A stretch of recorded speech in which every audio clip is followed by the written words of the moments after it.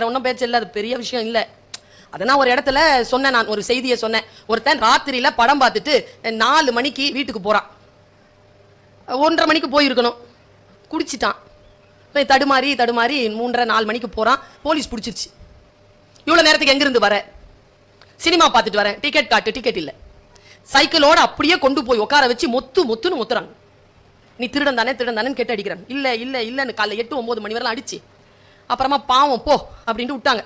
உடஞ்ச சைக்கிளை உருட்டிக்கிட்டு வீட்டுக்கு போறான். இவன் வாசல்ல மனைவி, ஐயோ எங்கெங்க போனீங்க ராத்திரி எல்லாம் சொல்லிட்டு சைக்கிளை எடுத்து போட்டுட்டு அவனை உட்கார வச்சு குளிப்பாட்ட வச்சு பத்தெல்லாம் போட்டு பக்கத்துல காப்பி தண்ணி எல்லாம் கொடுத்து அவ விசிறிட்டு இருக்கிறான். அந்த அம்மா அன்னியிலிருந்து அவன் திருந்திட்டான். அவன் யாருன்னா, டெய்லி குடிச்சிட்டு வந்து சினிமா பார்த்துட்டு வந்து மனைவியை அடிக்கிறவன்.